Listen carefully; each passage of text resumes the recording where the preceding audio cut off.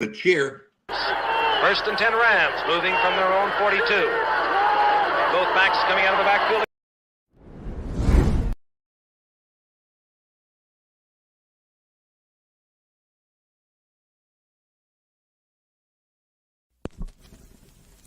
.790 and 1420 in the Canal Zone. This is SCN Radio. SCN Radio in the Canal Zone. A service of SCN Radio, 790 and 1420 in the Canal Zone. All right. Welcome. Happy Friday, everybody. Welcome to the Balboa Yacht Club. It is happy hour, and a happy hour indeed. Ricky, welcome. Good to see you again. Right on, Willie. Happy Friday, everybody. Yes. Feliz Friday, the first Friday actually the second Friday for us in March. But again, good to see all you Zonians out there. Again, remember, you guys log on any of the Facebook channels, log on to the YouTube channel, whatever, and throw your chats in there, say hello, let us know you're there, and we'll go ahead and kick things off. Tonight, interesting show. We were going to talk Cayuca race. We were going to talk Cayuca race. Remember, we talked about that last week and the week before. And then I saw a posting on Monday. We were on Facebook from George Call from the band Aska. And they were talking about a new album that they're going to be releasing in April. And they had a new video that was going to be debuting, I think it was Wednesday. So I logged on and watched that, and I reached out to George. I said, hey, man, why don't you jump on the air? We've been talking about getting some rock and roll shows on here, some music and whatnot. And so I remember you and I were talking about it, right? Yeah, good find. You know, hey, so how many albums do they have, Willie? They have quite a bit. I want to say six. Right, he'll obviously tell us that here when he jumps on. Recording artist, our very own. Yeah, man. And so, you know, a couple of cool things in the video. I watched the video the other day. Purvis, how you doing, man? Good to see you, brother. Just watching the video. I don't want to tell the story because I'll let him tell it. Let him talk, yeah. But I do remember these guys playing in Panama. I think his younger brother Damon also played in a band.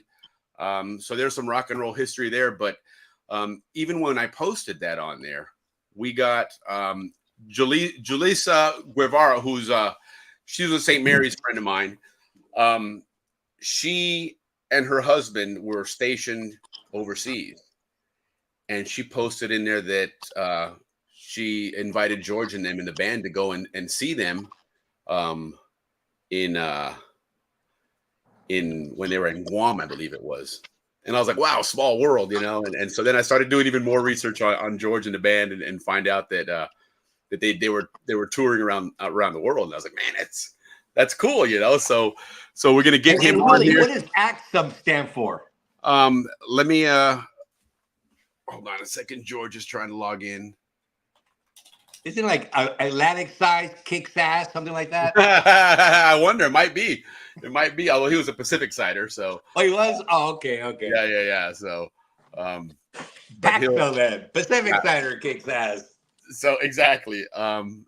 Anti-Atlantic cider. Who knows? But anyway, it's Aska. It's not AXA. I'm sorry, it's Aska. Aska. But I know that I've been following them for years. Watch them. They did a big tour in Europe. They've toured in Asia. It's really cool, man. It's, you know, they chase that rock and roll dream like a lot of our friends that were playing down there in bands. Which by the way, any other bands that are out there watching, guys, if you played in the zone, love to have you on and tell us your stories about, you know, playing in the zone and all that good stuff. What were your memories of the bands down there, Ricky? Because you're, you know, 81. Yeah, I was lucky. We had a lot of bands coming up. But more when I was younger, there was a lot more. But the big band that I remember was one called Viva. And they were really huge. Like, a lot of people would go see them. And then after that, you know, there was always Wolf. Right. Wolf to me was like the Rolling Stones of the Canal Zone. Right on. You know, because they played all that Steppenwolf and all those other good stuff. You know, I chatted with Mark Ross. Mark is in my class, Roby in my class.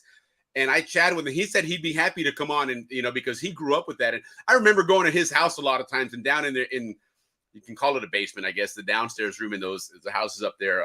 Yeah, I remember those houses. I remember exactly where he lived. Man. And that was cool. It was, the whole band thing there and everything. Legend. There you go. Look at Lynn talking about Legend. Yeah, that was a Legend band, right? For sure. And then Legend was beat after, but then there was another real great band of these musicians that would practice and write music, and they were super good. They were military kids. Lynn knows them very well. Omega. It was like these two brothers that played the guitar, and this girl played the keyboard, and the drummer Alvin Smith, one of the best drummers in the Canal Zone. And then after that came Legend, and they were really, really good too. And then came your age group, and then I left by that time. Yeah. But there was also one called Magic that did pretty good.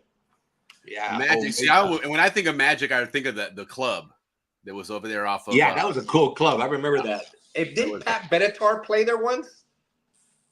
I don't know. I know she went down to Panama. I don't know if she played there. I think that's where she played at that place. There was also a band called Paradise. No, it was Bang Your Head. Quiet Riot. Okay, that's so play there. I went and saw them play, and well, some of that story would be an after-hour story, but that was a lot of fun. I remember we were standing at the door there, and it was at Atlapa, and next, the surge of people when they started letting people in, because they were late by like an hour, so people were tired and kind of pissed off, and we broke down the doors and just bum rushed the place, and that was cool. They had another band called Black and Blue, and I'm not sure if they went at the same time as Quiet Riot or not, but I remember. Oh, I remember Black and Blue. Yeah. Some clown, and if you're listening now, sorry, but some clown got up there with a fire extinguisher, and the powder one, and next thing the band got all pissed off and quit playing. We're like, what the fuck, man? So there went the concert, man. Darla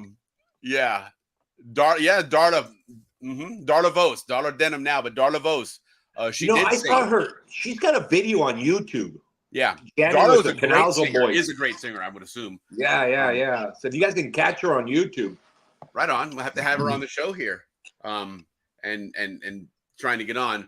Unfortunately, George is still trying to log in. They're having some technical difficulties there, but no, that was cool. I remember for my age group, there wasn't that many bands had gone down there yet, and other than of course Menudo, but that was that's a whole another animal. How about the carnivals at like Clayton? They always brought bands.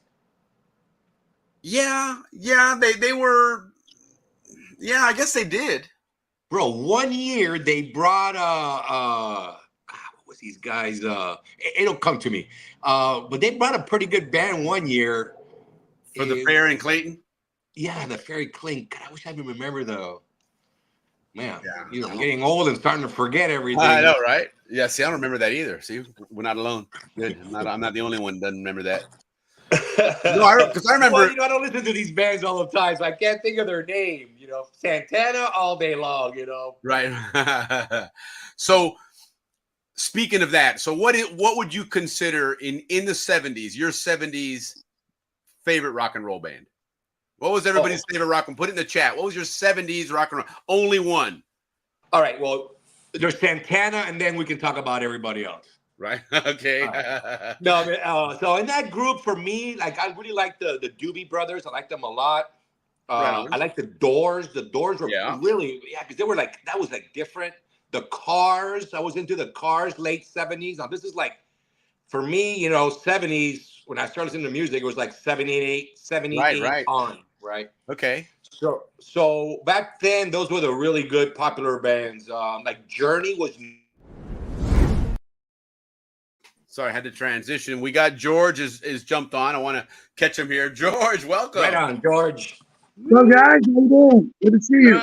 Good to see you, man. Welcome to the happy hour at the Balboa Yacht Club, our virtual version of the Balboa Yacht Club. As you can see, you can see the bridge there and all that good stuff sitting up at the bar. So very cool. You want to know something funny? When I was in high school, I used to play the Balboa Yacht Club. Nice. Yeah. So yeah, no, I want to definitely talk to you about that because I know you and your brother have a rock and roll history. Oh, yeah. And then and whatnot, and then of course to where you've gotten now. But right when you jumped on, we were talking bands and rock and roll bands and favorite 70s band and hoping people will throw something in the chat as well. But what was your number one favorite band in the 70s? Oh my God. It wasn't just my favorite band in the 70s. It was my favorite band forever. And it was Kiss. Yes, right Kiss on. for sure, man.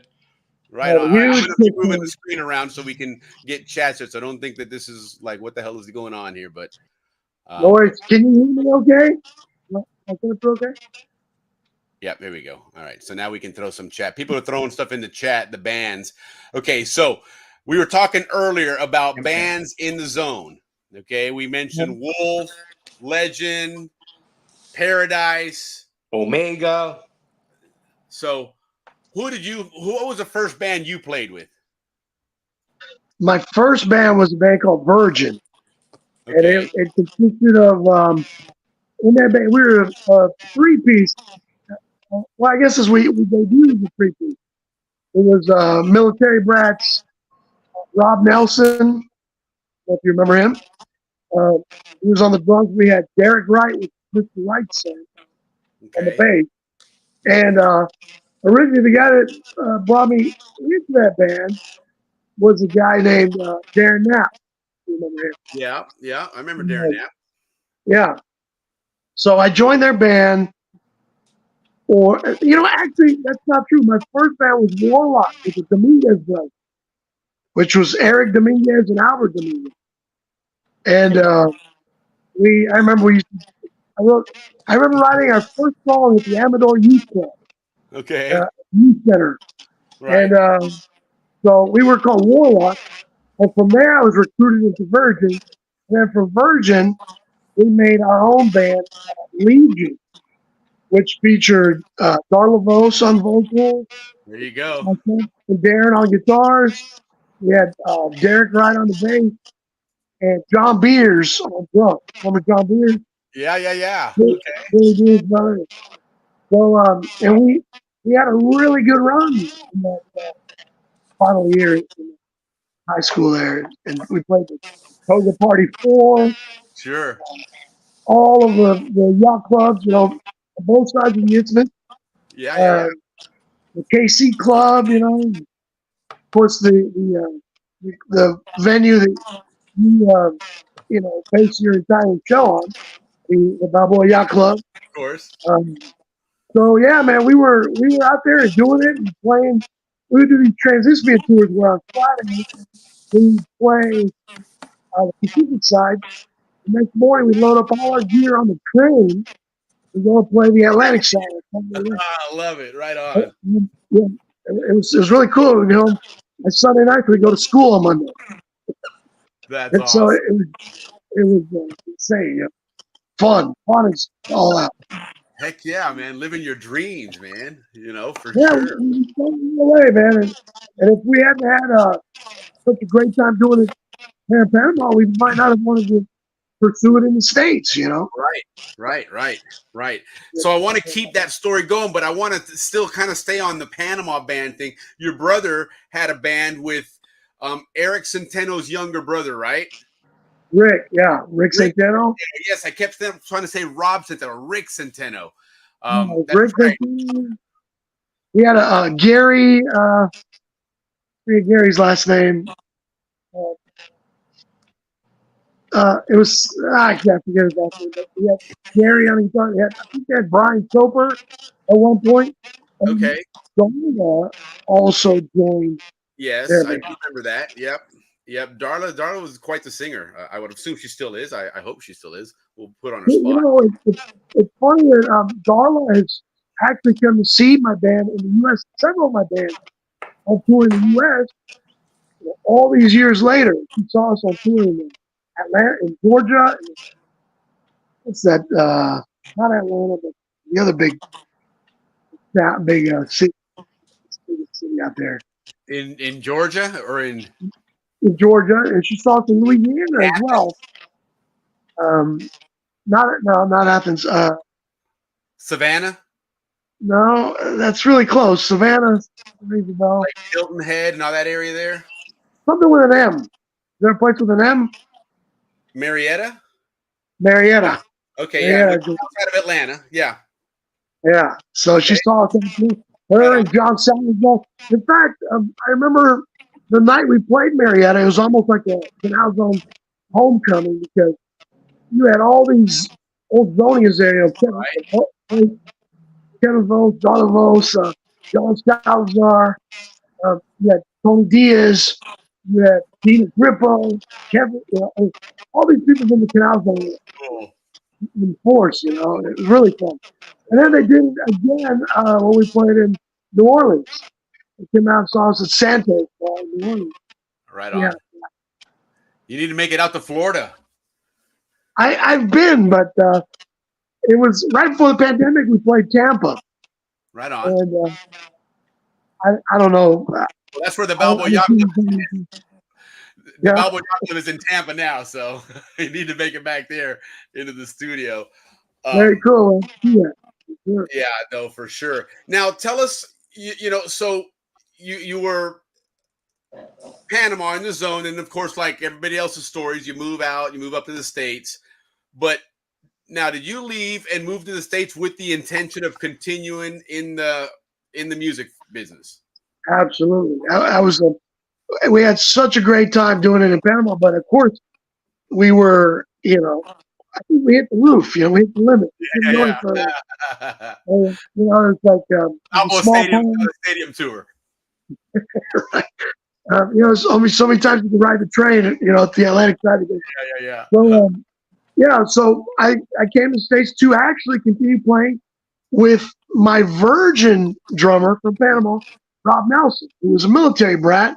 Okay. And it was stationed at Fort Bliss with Chris Sweeney and other guys from the zone. So I went up there initially to start playing to continue when we had started, in La Zona,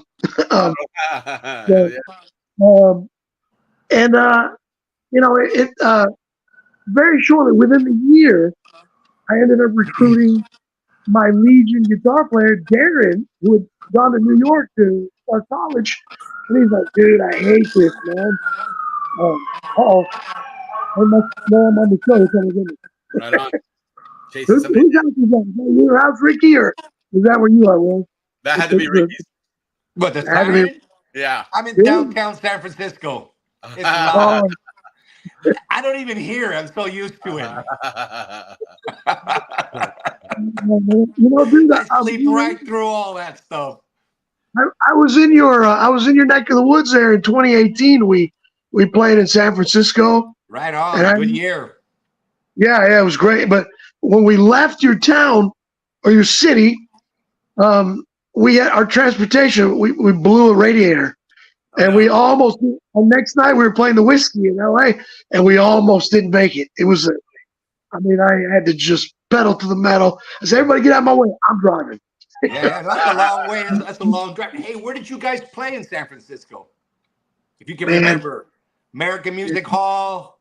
No, it was a venue that was, you had to go upstairs to get to it. Yeah. Well, we have a couple of those. Yeah, it was a great venue.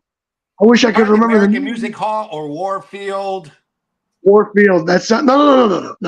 It wasn't Warfield, and it wasn't American Music Hall. It was a club venue, and it was upstairs in a building. But it was a big, nice size venue, and we played it with a band I think that's local to your area called Slough Fay, and we had a blast, man. We had a really good time. Yeah. Great music scene in San Francisco, even till today. A lot of other things are different, but the music scene is still phenomenal here. Well, that's small venues. You get great bands. Home of Metallica and Exodus and all the the bands that I listen to. So, very cool. But with getting back to Canal Zone, so I came to the States to continue with other guys from the Canal Zone. Of course. Derek Wright joined us at one point. Darren Knapp came and joined my band, who was in Legion with me. Rob Nelson, of course, that was in Virgin with me. we had the band, together with me. So, and then eventually my brother came and joined us. Oh, cool. Okay. And so it was almost like we initially started billing ourselves as Canal Zone Rock. Because Right. 3 of the 4 guys were always from the zone, one way or the other. And I mean, and we're not talking, Zonians by, that we came from military, born and bred, Canal Zone. Right. DNA level. That's right. Right, the roots. So, Carimañola, Iris, Sancocho, Goslin, Calaya, like this stuff. Chancletazo. So now, how long did that Canal Zone band go before you started getting to your next phase, where you started, I guess, evolving, right? Yeah, we kept a full, or 3/4 Canal Zone lineup right up until about the turn of the century. I think 99. Okay. We were touring the world, playing every military base around the world, doing shows for DOD, USO.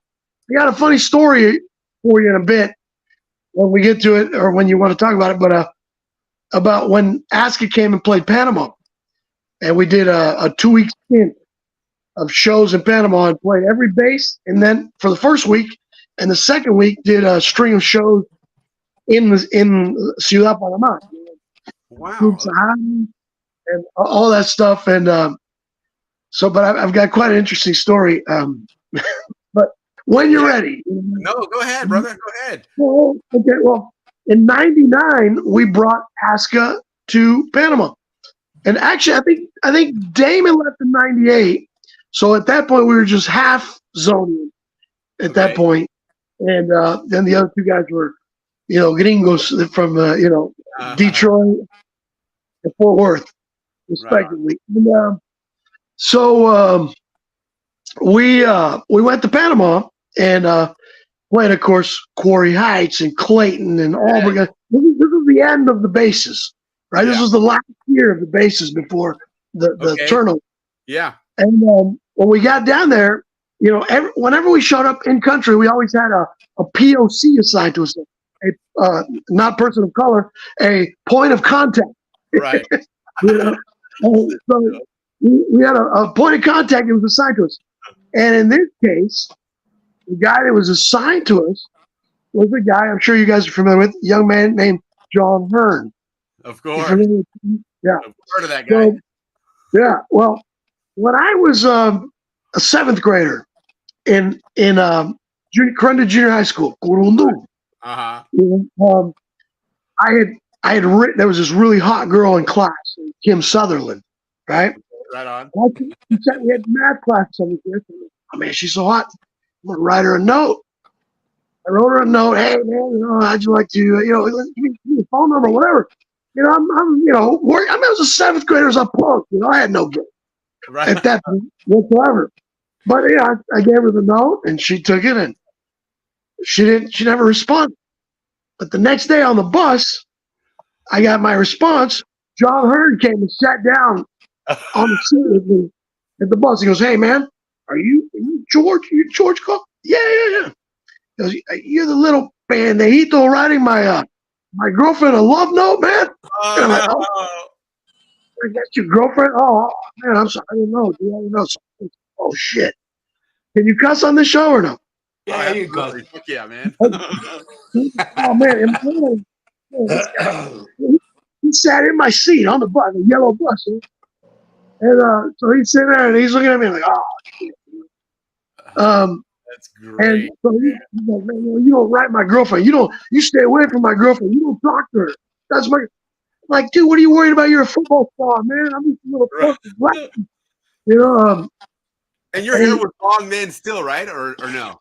No, not because not yet. And I did have my hair pretty long in high school by Panama standards. Yes. Still, Rob Nelson was the guy with the long hair. I remember he had hair like halfway down his back.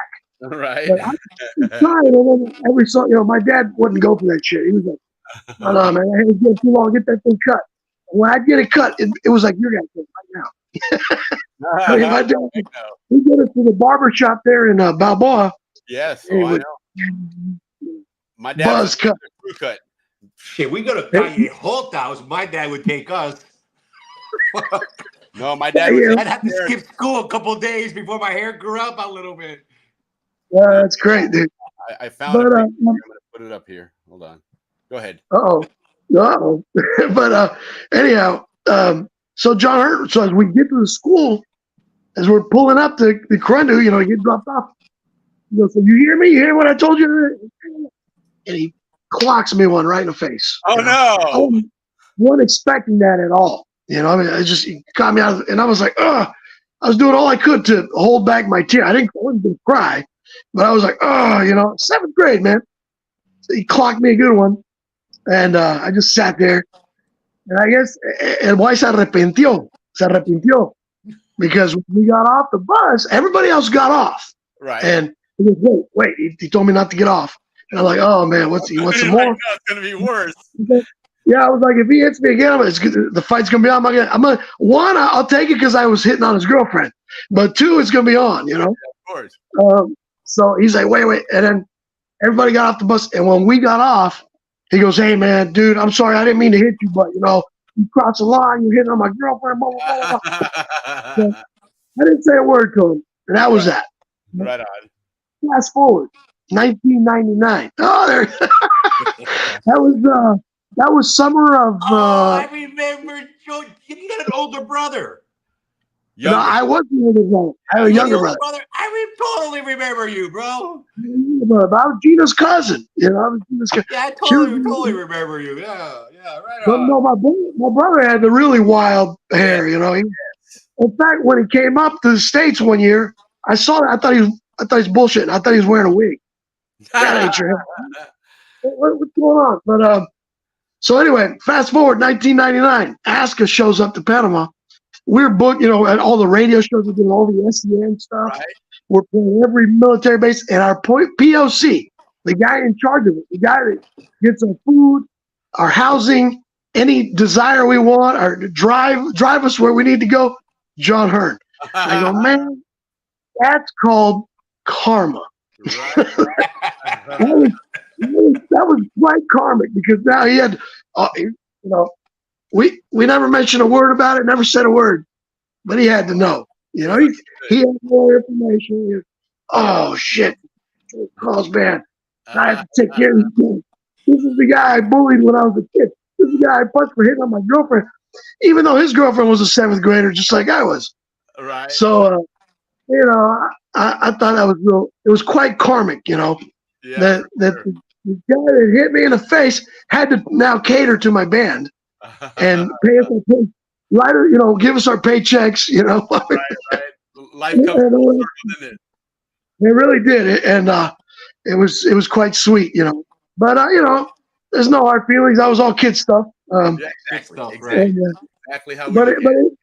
It worked out. It worked out. You always want that. When that kind of stuff happens, if there's a little, turn about, it's fair play, a little comeuppance, wonderful. Exactly. It's nice when it comes back that way. It really, great childhood effort story. to do it.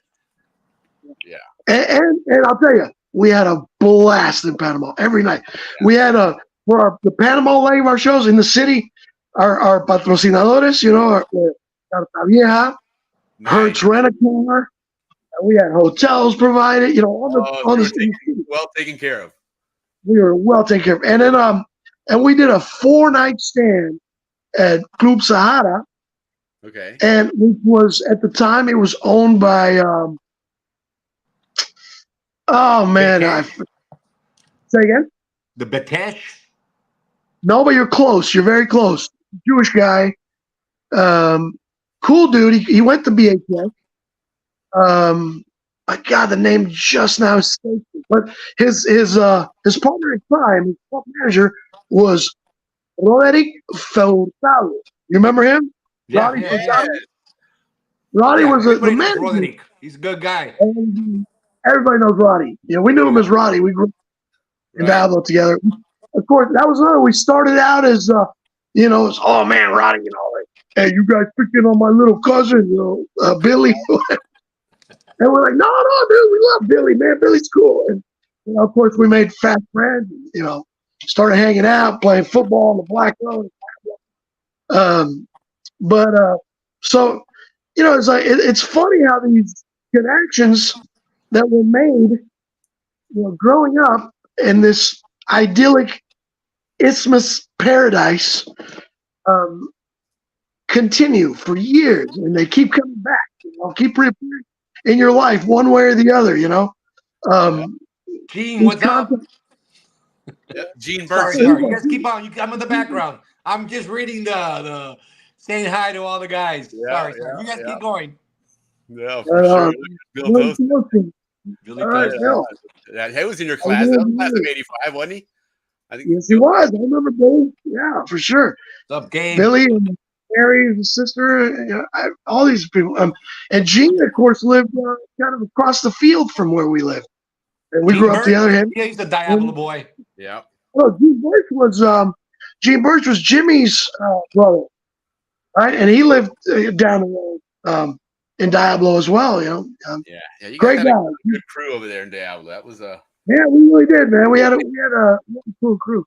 Now, you guys, Will, where were you in Balboa, right? I was in Balboa. I was on Barnaby Street until first grade, and then I moved to Amador Road. And I was the third house from Amador Gate, right on Amador Road is my house. The corner house was Steve Soriano. I don't remember who was the next house, then myself. The Bernasconis, it was the Nolans, and then they moved to the back road, and the Bernasconis moved there. Yeah, story about the moon. Yeah. And then we moved around the corner onto Bamboo Street or whatever it was around the corner until I think 11th grade, 10th or 11th grade. Then we moved out to Los Rios. So very cool, dude.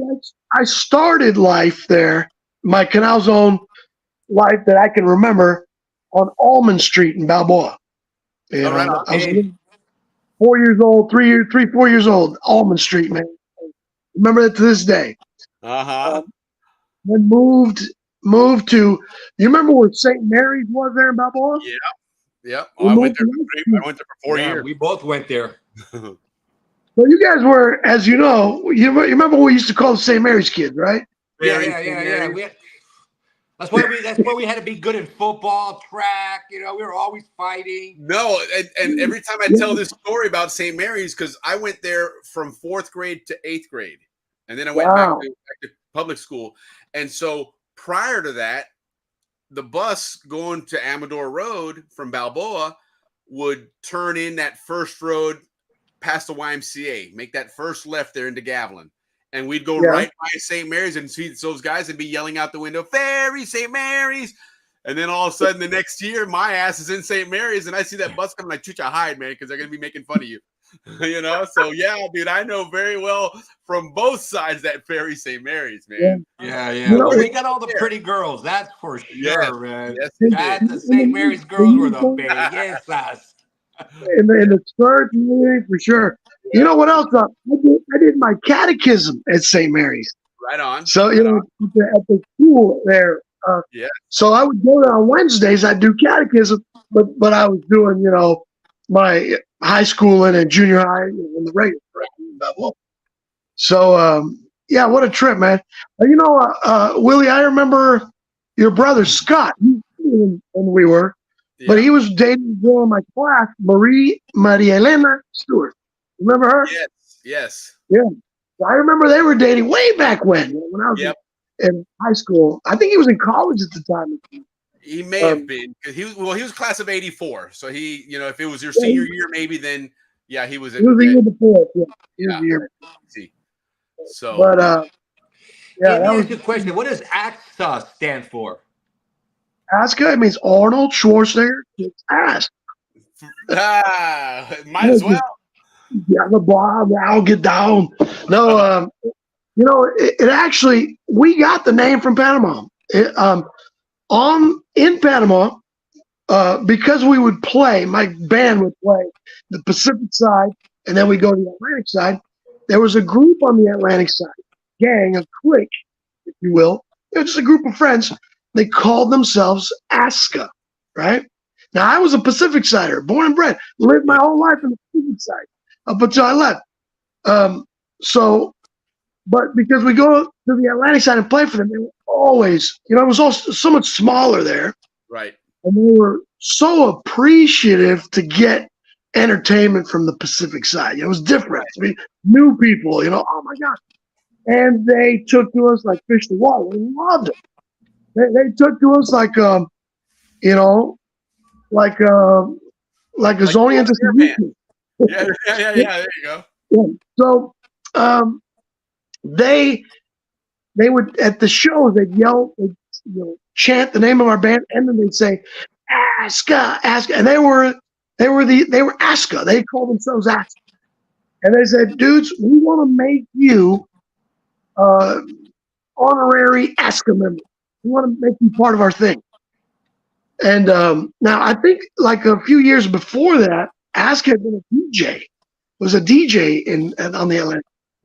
But then these guys took in and started calling themselves that, and then they made us members. We started dating girls on the Atlantic side that were part of that clique.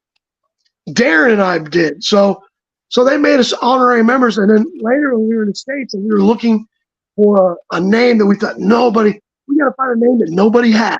It's not taken by a music group. So and since we had already tattooed the stuff on our arms, the Aska, we were like, there you go. That's yeah. So we found it's a great sounding name. Sounds almost like ass kicking. It does, yeah. Aska, and everybody makes the joke. Like ass kicking, so it's definitely like a heavy metal. So, you guys metal? You guys play metal? Yeah, it's hard rock, heavy metal. Yeah. Oh, right on.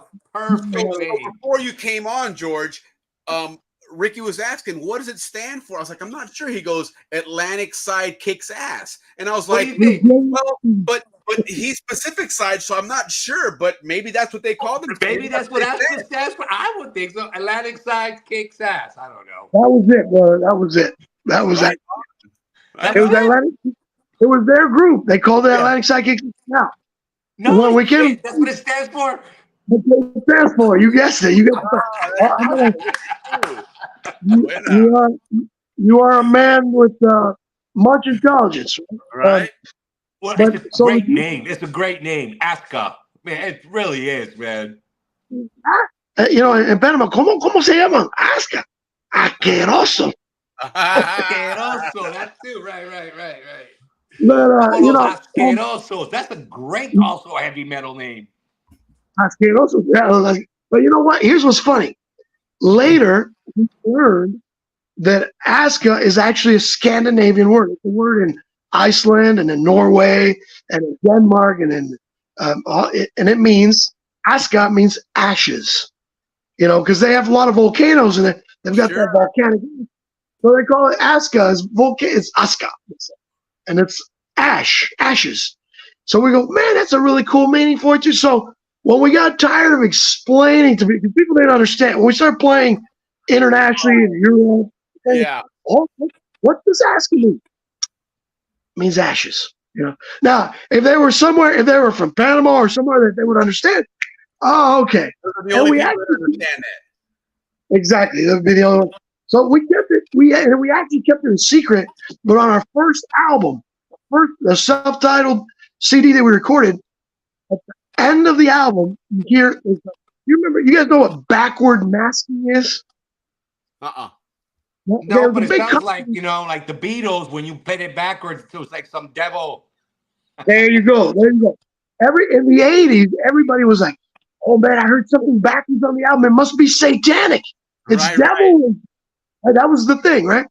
So we said, "Man, let's trip everybody out. We'll put a backward message on the record." Right on. But it doesn't say "I love Satan" or "Hail Lucifer." It says Atlantic side kicks ass. So we secretly giving out the name with the meaning. But somebody had to play the record backward to know what it meant. Here's the catch. Oh, I'm sure there's a lot of kids that do that stuff back in the day, the younger kids. There was, but by the time when we put out our first album, it was 1991. Records were dead. Nobody was buying records. Right. CDs and cassette.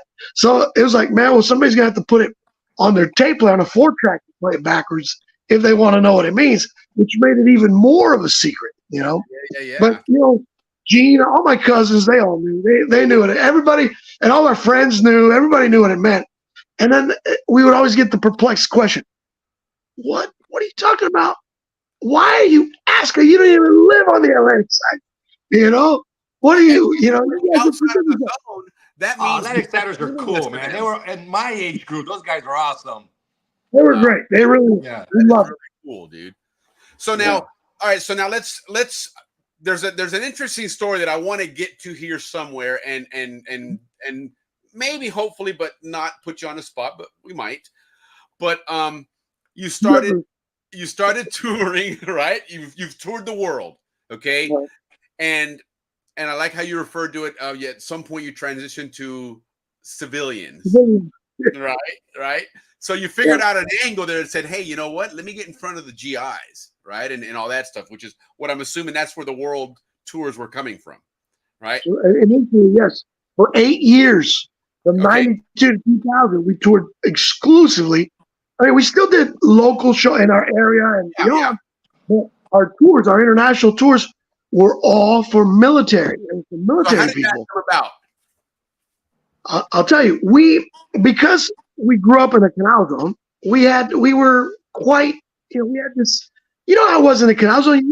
You know, you grew up in Panama, but all our dads were from the U.S., right? You know, our mothers were Panamanian, but our dads were from the U.S. So we had this sense of, well, this is all coming to an end here. We got to go to the States. So we had this great sense. We love Panama on the zone, but we had this great sense of we're part of something bigger. We're part of the U.S. You know, we're part of it. Yep, that's true. So, you know, and we took that and when we decided we don't want to be a band that wears jeans and t-shirts because it's unexciting. Right. And so being Chiefs fans, we were very into the image-oriented bands. Bands that they're not necessarily guys that dress like women, you know, like Poison or anything, but guys that had an image. Like, for example, Judas Priest wore all the leather and stuff. Kiss had the makeup and the, you know, this and that. And other bands had certain looks that were identifiable. And we said, what can we do that would be, you know, that people look at it and go, wow, I've never seen something like that. And we decided, because we grew up among, you know, we're basically where the Southern Command was headquartered in Panama. Right. We grew up with them. So we said, let's wear camouflage, GI gear, BDU. And so that's what we started wearing. We wore matching dog tags. We wore camouflage, you know, Vietnam era BDUs. We wore combat boots, and we flew 2 American flags behind us, and had all this camo netting and these military bombs, and full smoke and stuff. So our whole setup, our whole look was very pro-military, pro-American, pro-U.S. And we were playing at a place in Dallas one night. It's a place called The Basement. It's where Pantera filmed one of their earliest videos that blew up. But we were at that show, and usually after the show, you know, there's always people who want to come and talk. And on this night, one of our roadies, this guy wants to talk to you guys. He says he's so and so, and he wants to talk to you about, you know, something, you know, I don't know what. We're like, yeah. Tell him we'll be there in a minute. We're busy with these girls. Priority. You know, yeah. And so we're telling everything. And normally, when we say that, whoever it was, they would wait. They'd sit there and they'd wait. But this guy, after just a few minutes, he's like, F these guys, I'm out. And he starts to leave. And I cut that up. I go, leaving. And that's when I knew this guy was serious. He's a real deal. Right. He's big. Yeah. So I sent my roadie, my guy, Alan Farrell, I go, go get that guy. You know, go get that. Don't let him leave, man. Tell him I'm coming right now. Because I could tell. Sure enough, hi, Darla. He was a... Darla, your singer. She's That's Darla. That's Darla. Now, Darla Denham. There you go. That's the Canal Zone's most famous singer right there. That's I love that. correct. I love Prettiest too, the prettiest singer we've ever had. Love it. You know, I know you're married, so sorry for your husband, but you have a beautiful wife. Hey, Darla was always sweet. We were before we ever got Darla in the band. We were trying to pick up Darla. Right. Darla, I remember calling Darla. Darla, listen to our band play. Hold on. And then we play a Kiss record. And let the song play. And then when the song's over, say, "What'd you think, Darla? That was your band?" Yeah, she goes, "No, it's not. My brother has that record." we were full of shit, but still, she ended up joining our band, in the years to come. And we, there's always a big heart for Darla to this day. But anyway, what was I telling you a second ago? I can't remember. Oh, so the guy walked out and you realize, this guy's big time because he's walking out, man. He ain't about the bullshit. And we went and talked to that guy, and it turns out he was a Marine captain in charge of, he was a talent scout. And when he saw us on stage with the American flags and the camo gear and the dog tags and all that, he goes, "I think you guys would be perfect to tour for the military." And we're like, "Yeah, great. Don't you have bases all over Europe?" Yeah, he goes, "But no Europe right now. We're going to send you guys to the hot spots where our guys really need you." Like, "Oh, what do you mean the hot spots?" Afghanistan. Yeah, not Afghanistan. This is the 90s, but we're going to Saudi Arabia. Oh yeah, for sure. The Iraq War was going on at that time. Yeah. And we're like, "Do we want to?" Hell yeah, we want to do it.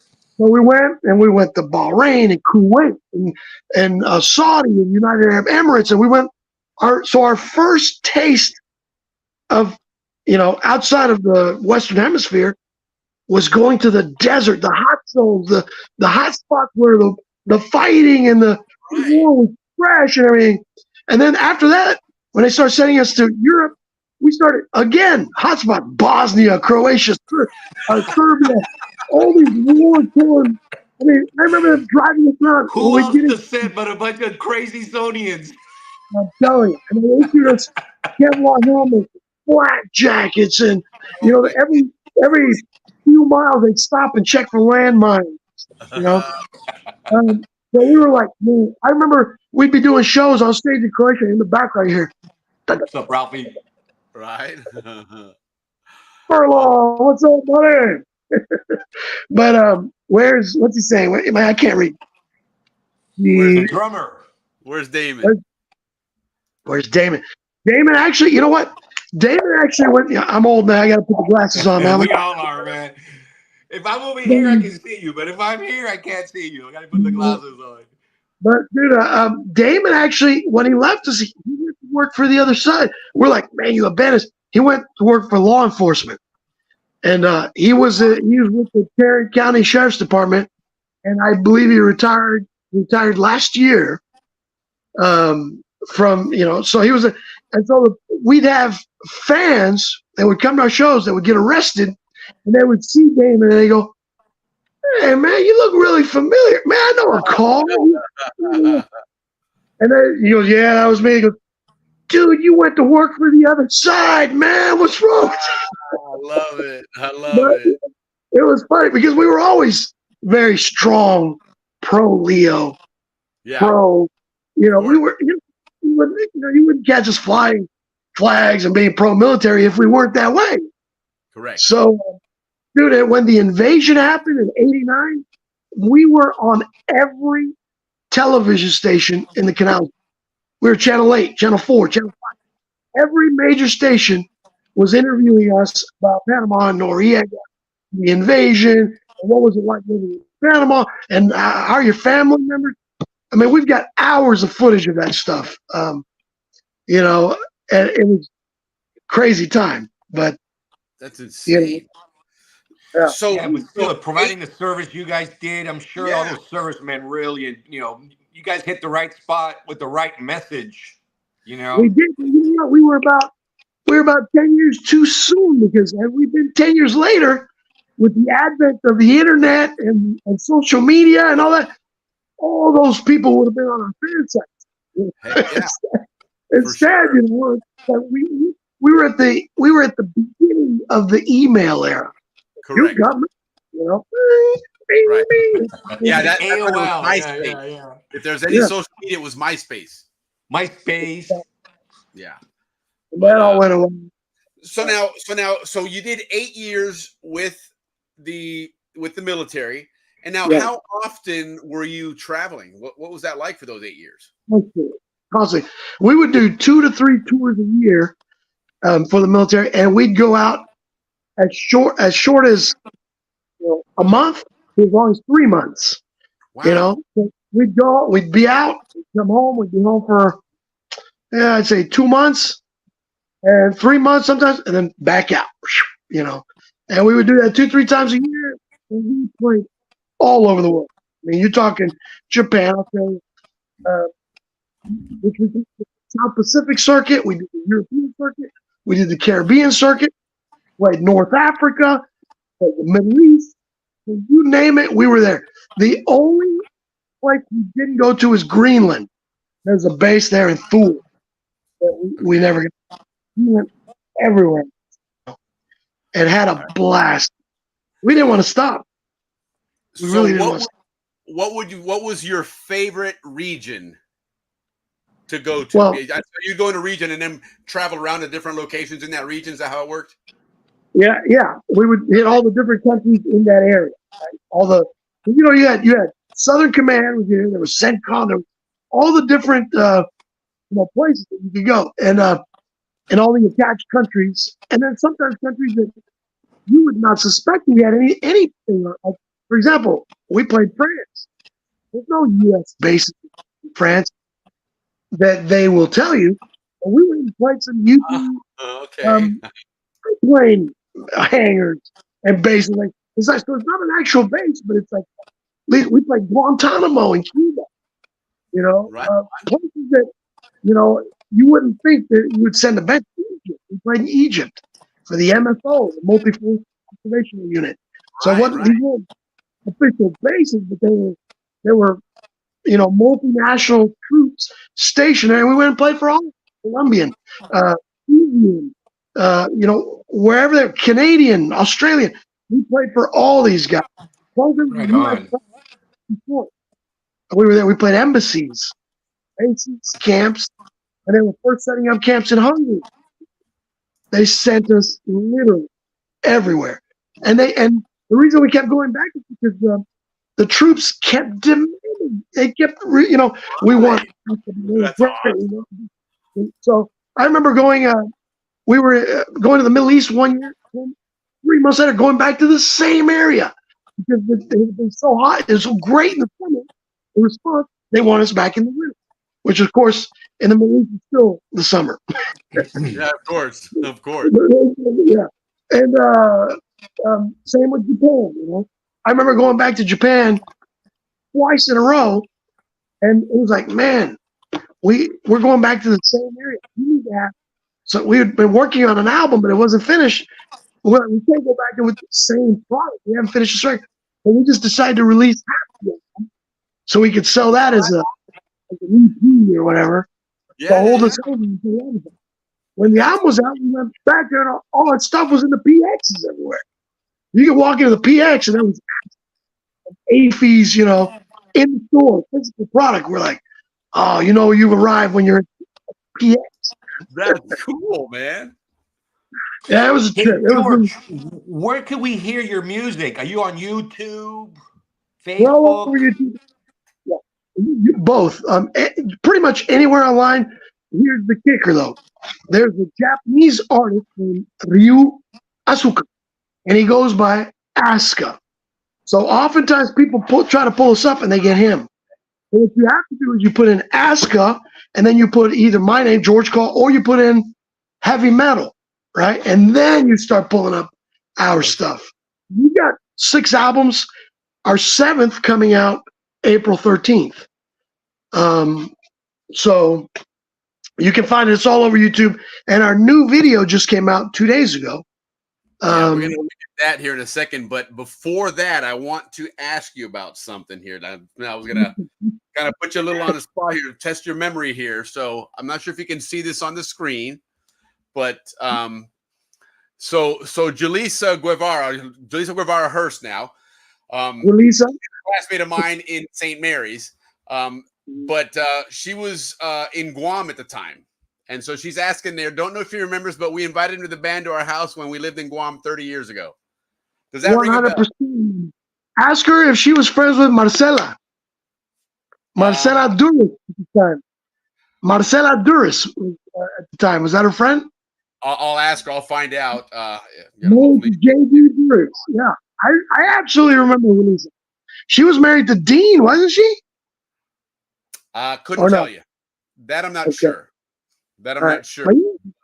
Dude, we played Guam several times and had a blast. And I remember being invited to a house party in Guam that we went, and they had barbecue and, drinks and the works, Right. Did we lose Ricky, or did the graphic pushed him out? I know he should. I don't know what happened. I think he got. I mean, the graphic didn't push him out because he should have been up here with us. Se estaba orando y tenía que excusarse. Well, you know what, though? That's what happened to me a minute ago. I was there and it just booted me. Yeah, no, the internet's been acting a little funny the last few days, so who knows? Who knows what's going on, Well, you know what happened. You know what happened. Yeah, I know. They shut They're setting it up. I get it. It's practice. So again, Pacific region. But I remember Julissa and Guam. Okay. So would Guam be your what would Taragi you? Beach. No, Taragi Beach. I remember Taragi Beach. Right on. Here's the thing, Willie. I've never done a drug in my life. I've never so much as smoked marijuana. So my mind is lucid. I remember everything. Right on. Good for you. So yeah, dude. So Guam. So favorite area in the Pacific then, would that be Guam? My favorite area in the Pacific, or for the Pacific, God, they sent us to Hawaii, bro. You can't beat that. Right on. Hawaii was phenomenal. But of course, on the South Pacific tour circuit, I gotta say, there was just so much that was fun. Australia, right? That was a blast. Japan was couldn't get enough of Japan. So it's hard to say this or that. Yeah. At this point, I've been at 60 plus countries, and more than 50 of them were with ASCA. So, I mean, I've joined other bands throughout. You're back. Welcome back. Bienvenido. Sorry. Maybe one of them sirens came and knocked on the door. I wasn't paying attention to the battery, and bing, se me apagó. Of course.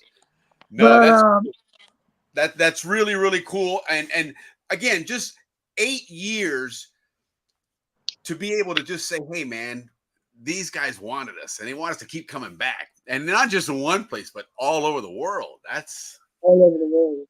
They take it from the circuit. It bounces because we were so in demand, and it was great, man. We had a blast. I wouldn't trade it for the world, just like growing up in Panama.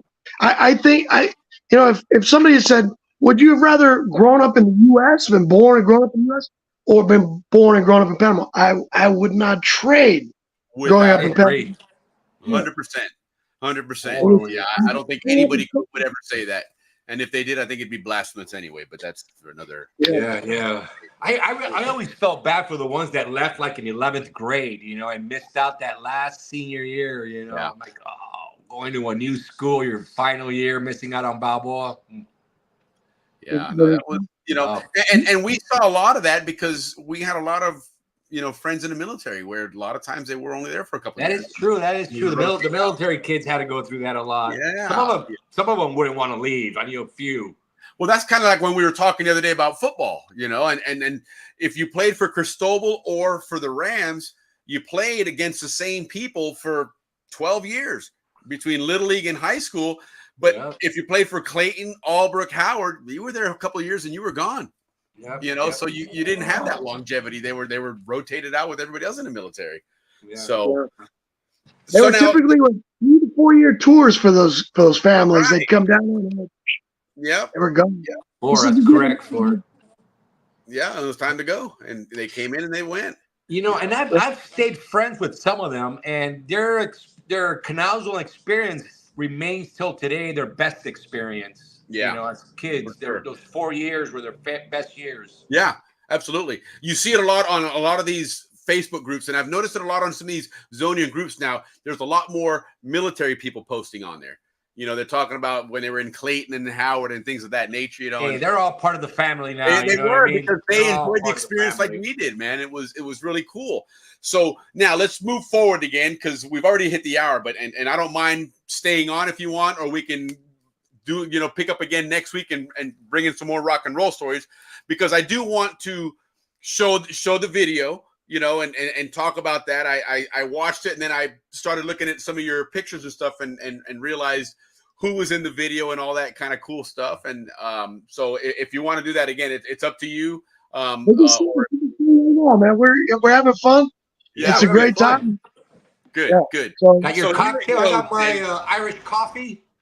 Nice. There you go. Absolutely. And that's the thing. If anybody needs to take a break, go ahead and take a quick break, refill, and back on here. But so you have an album coming out in April. New album. Okay. It's called Night Stream. Yep. How many albums is that for you guys now? This will be our 7th. Nice. 7th, and this one is our first in 10 years. We, wow.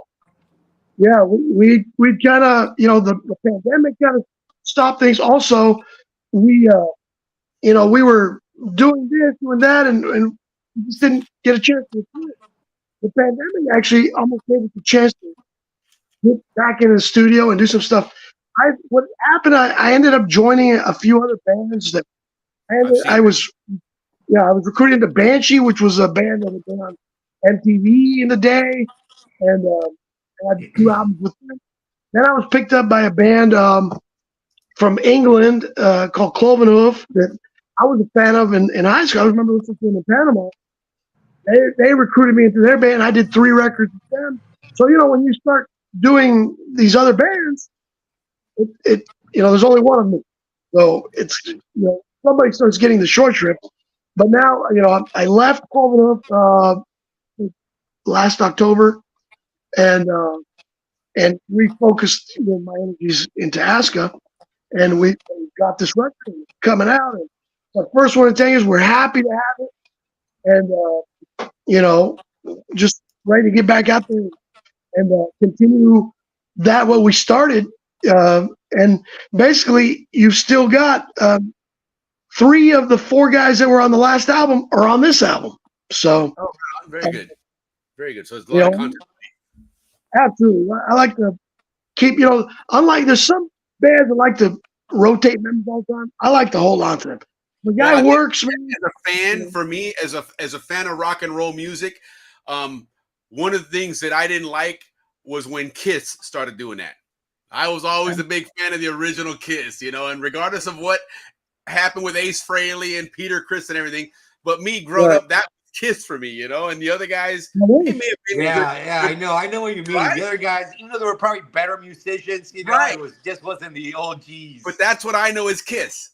And so same thing for a fan of Aska. That's what they know is Aska. And when a new album's coming out, that's what they expect. That's the sound they want. That's the name they want to see there. And so that's cool that you're able to do that 10 years later. That's pretty George, man. I'm being a music fan myself, and I play rock and metal, but I'm very eclectic. I've got, if you were to see my record collection, there's Pedro Altamiranda next to Rick James, next to Merciful Fate.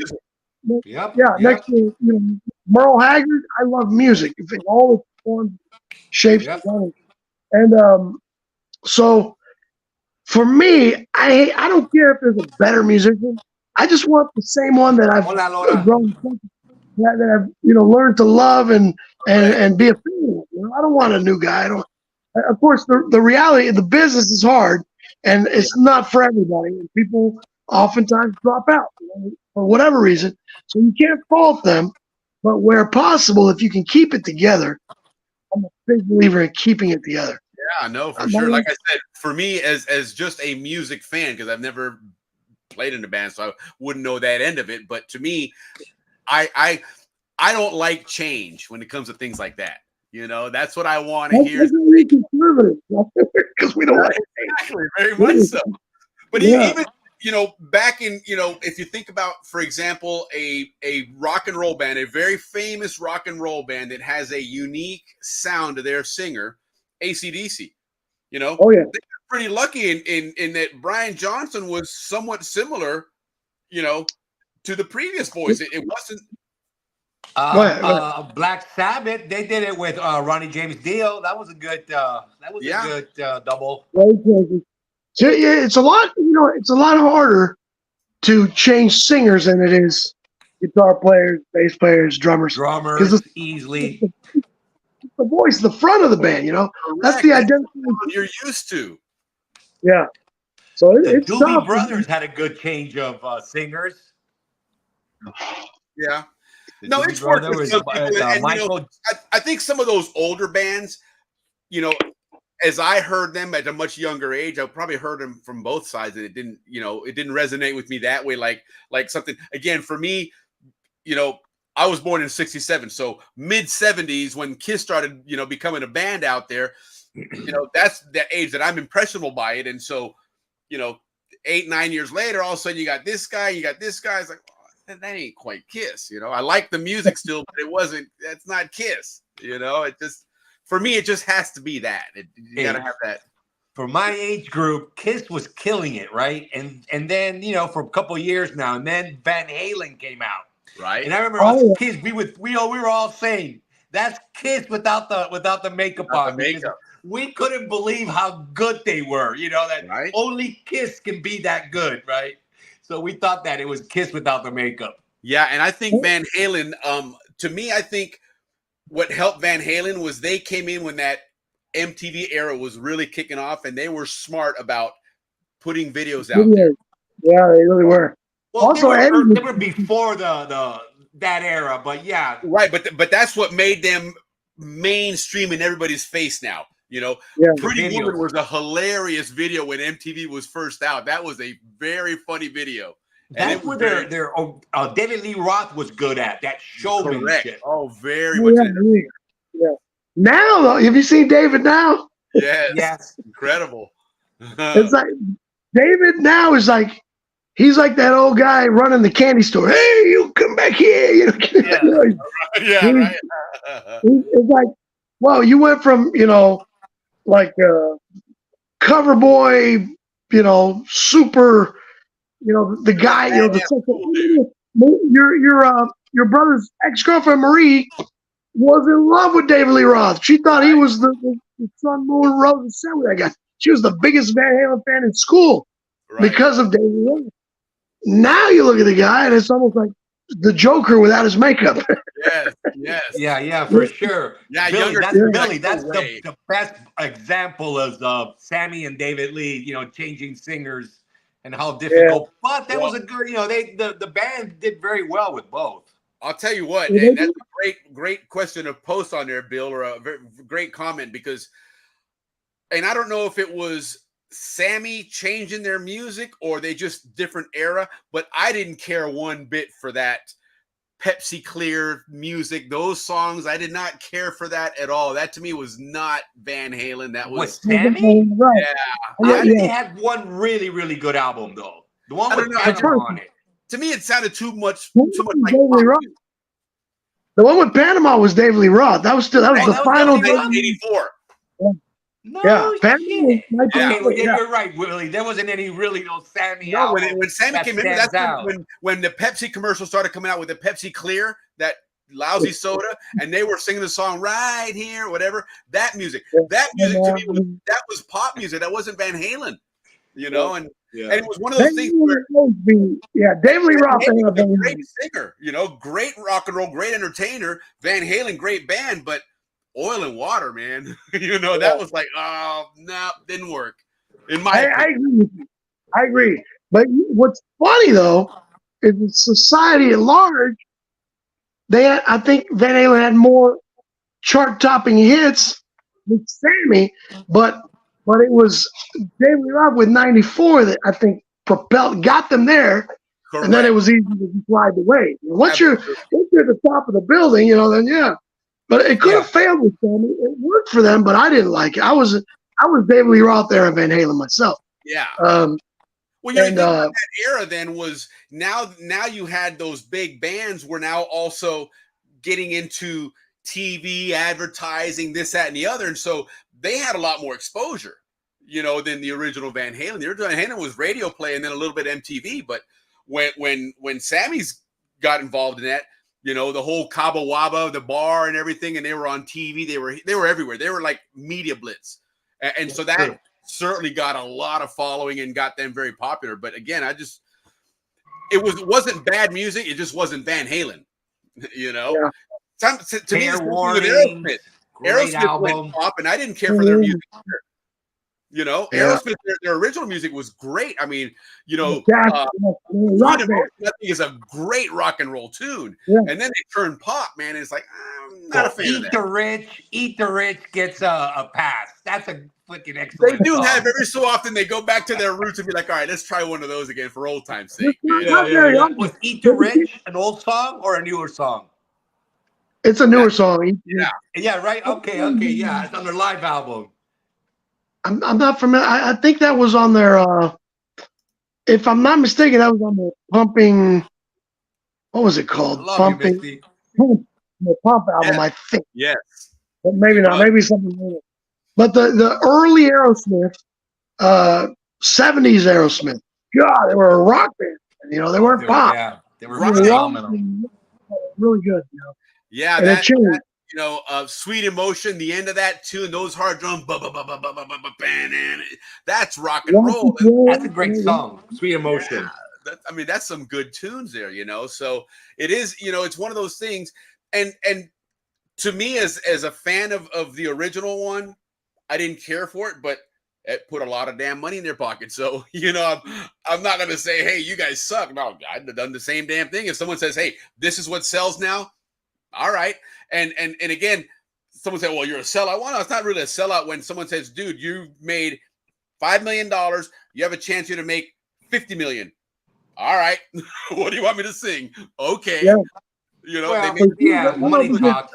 Yeah. It's like even Metallica, the same thing. Metallica started as a real heavy thrash band and then kind of morphed with the Black Album and continued to be a little more commercial, radio accessible.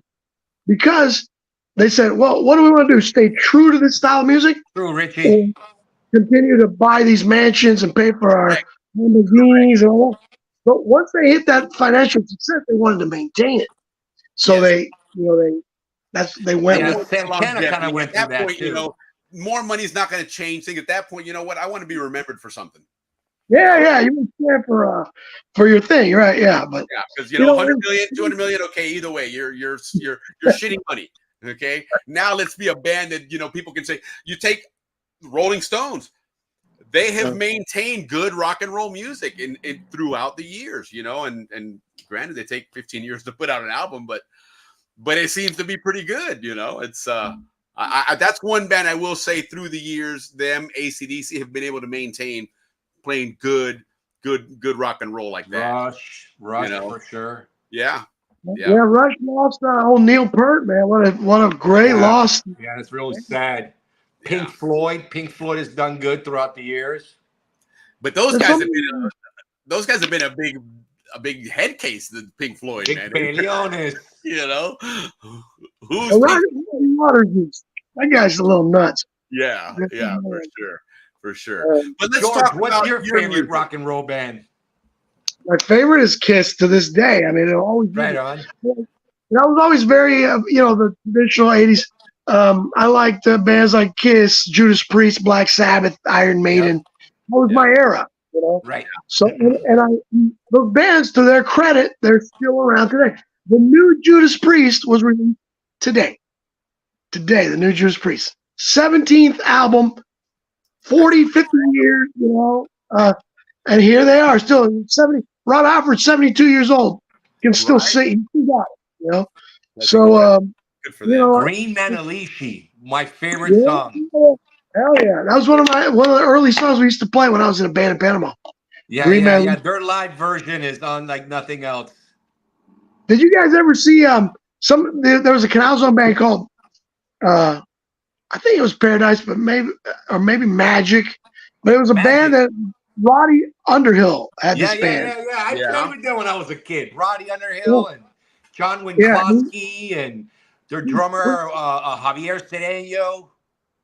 Yeah. So Underhill used to play these pre-songs, in his band, and I remember seeing him go, "Wow!"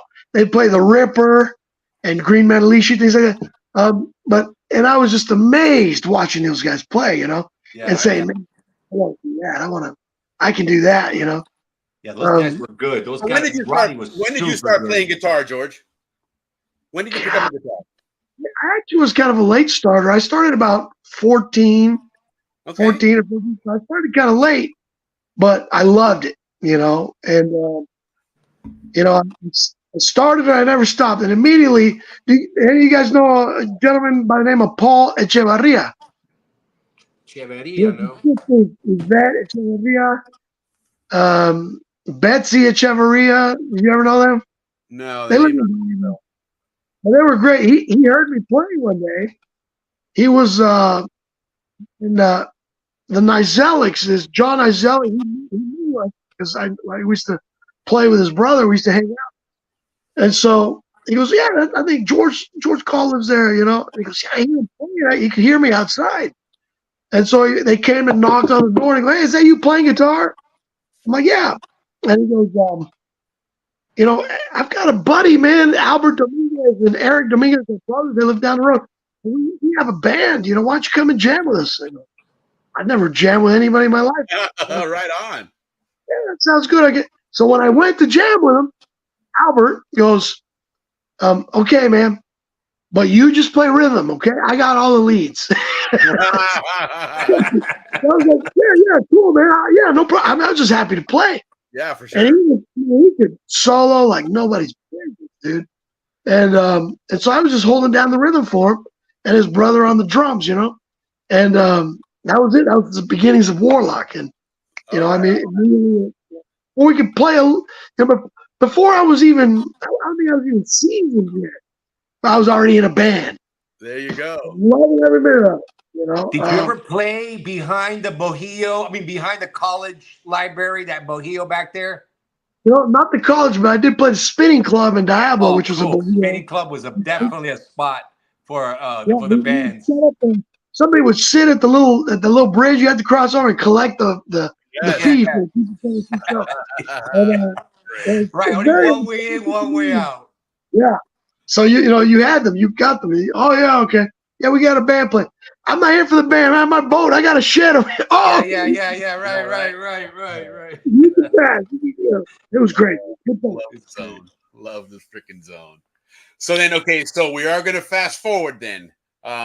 You stopped playing for the military and you evolved things now. And then we got to the point 10 years ago, you had your last album out, and then things have slowed down a little, and then you got everything back together, you got the ball rolling. And now, so you posted then on Monday here that you've got a new album coming out, and then on, what was it, Wednesday that the song was dropping, the video? Yeah, the video dropped, I believe it was Wednesday, yeah. So we announced the new album Monday. On Wednesday, the video came out, and then the album beat on the 13th. And when we stopped doing the military, what we did was we at this point now, we played Europe so often, and we made contacts, and people were reviewing our music, and we got signed. So we got signed to first an Italian label called Adrenaline, and we did an album for them, and then appeared on some compilations for them. And then we got signed to a German label, and we did some records for them. And then they came and licensed our previous records and re-released all that stuff. Wow. And so that was great. But then the pandemic hit and everything, and then we're like, these labels, because they're smaller independent labels, Right. And we're like, man, they're goddamn, we put out these records, we tour all this stuff, we do this, but wait, show me the money, man. Right. You get some money initially, your advance when you first your sign on stuff, and then after that it was like pulling teeth to get it. So when this time came around, we said, you know what? We shopped the record. Of course, we gave first right of refusal to the label that we'd been with. We had our licensing. Sure, out of respect. And but we were like, all these labels are still offering the same stuff from years ago. Nah, let's just do it ourselves on our own label, Vanadium. Well, and the world changed too. I mean, there's a lot more mechanisms to put your own stuff out now. And what's funny is within 2 days of pre-order, and the album's not out yet; it won't be out for a month. But within 2 days of the pre-order going live, we had already made the money that we would have made from the label, from our invest for the life of the album. Yeah, so we're like posting that, man. That's awesome, dude. We're set, Of course, we undertake more personal expense because we still had to pay for everything. We had to, all the legwork and the business stuff and the websites and all that. We had to take care of all that ourselves instead of the label, the videos, all that stuff we had to do ourselves. But we're like, you know what? Already we're at what the label would have paid. So we would have just kept on doing the stuff for this minimal amount where now the sky's the limit, So, and we've always been an underground band anyway. We've never been on the level of a Bon Jovi or a Kiss or even an Exodus or whatever. But we've had people that follow us around the world. We've got fans and people that like our music and like what we do and have allowed us to maintain a presence all of these years. So, yeah, why not, man? And at this point, like I said, sky's the limit. I mean, there's, as much as we want to do it, all that is coming back to us instead of going to a label and then you got to knock on their door every 5 minutes for an accounting. And are you going to send anything, this quarter or this? So, you take a lot of headache. You take a lot more responsibility on, but it's a good trade-off. Yeah. I mean, we're all older at this point. We don't have illusions about being rock stars. We're rock musicians. That we're a working band. We go out there, we play, we make our living. We've got fans, and as long as we can maintain and continue, hey man, the world's our oyster. Now here's a kicker. Gina Rios, of course, right? Did you know? And of course, you probably do. Gina's husband is the president of Universal Music Group, UMG, right? One of the few last of the major labels left in the world, right? So when I go to their house in Calabasas and stay the night, I've drank beers with him at his house. I've been to that house. Yeah, I've been there and spent the night many times. And I've gone in the car with Victor. His name's Victor Gonzalez. He's right. Of the Latin division, though. He's the Latin division. And I go, come on, Victor, let's go in your car. Listen to this. Here's my new music. Play this stuff. That kind of music is just not in style anymore.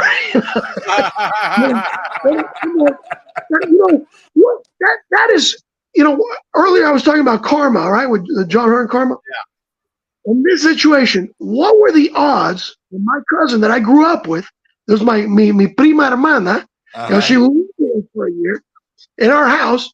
What were the odds that she would go and marry the top dog at UMG, and still I can't get any play? I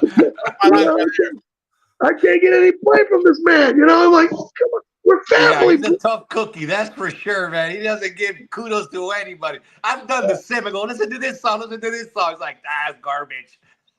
He doesn't care. But you know what? Hey, dude, I'm like, man, this is in the family, bro. We can keep the, exactly. A little nepotism, man. Come on. Everybody else does. Come on, man. We're from Panama. Come on.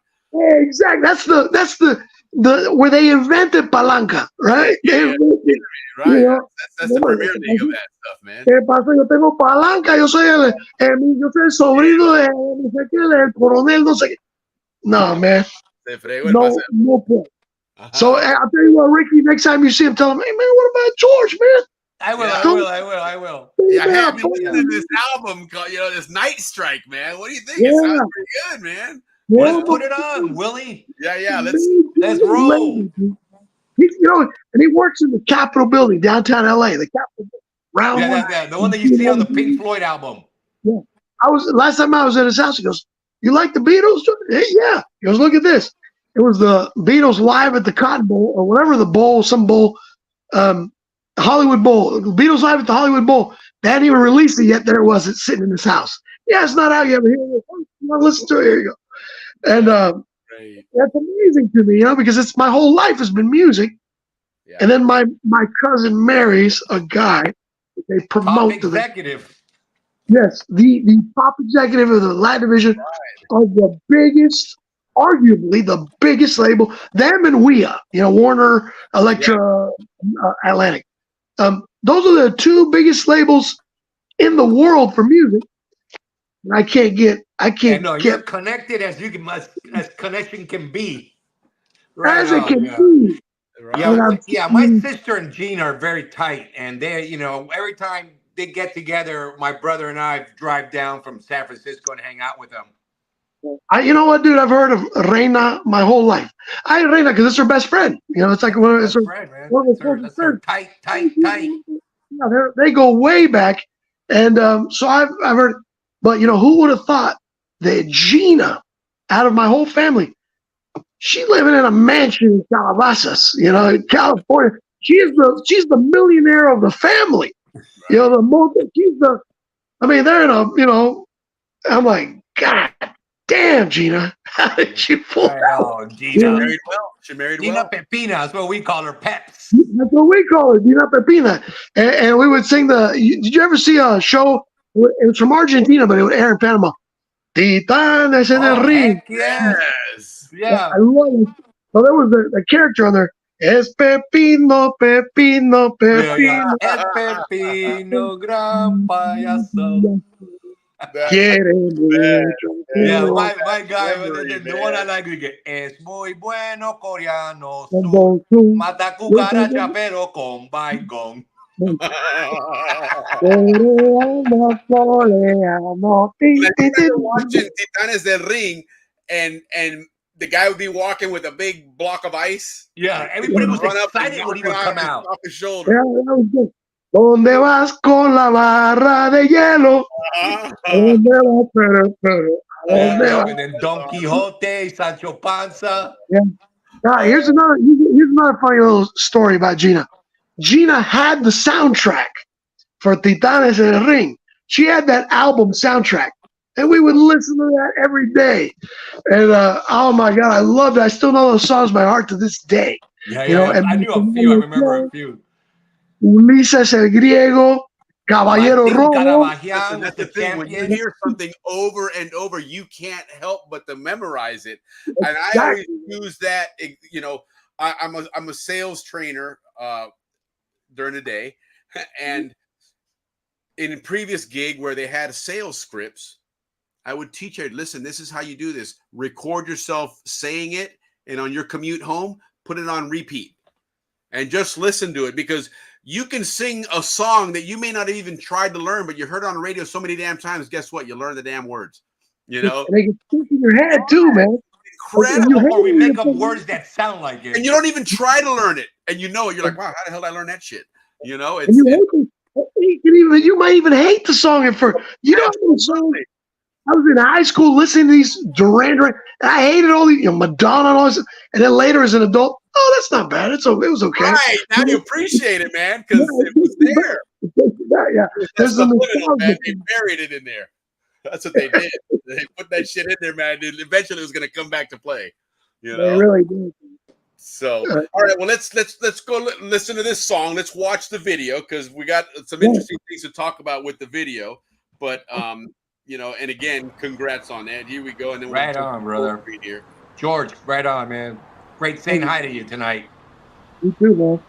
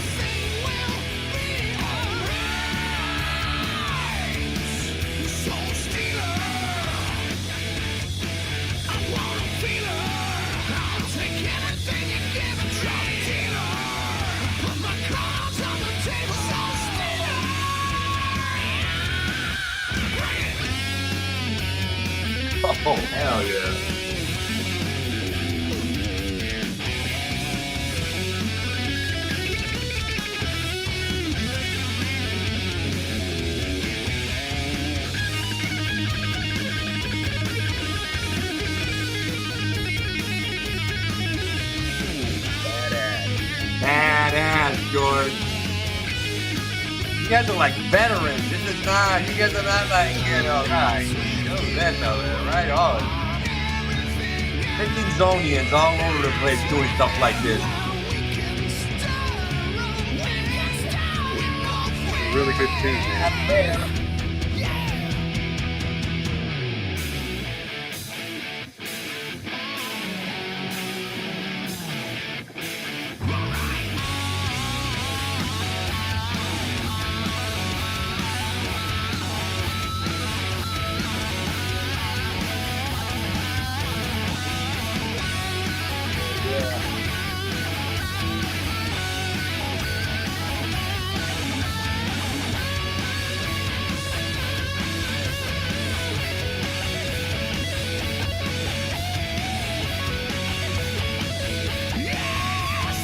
Hell yeah, Billy.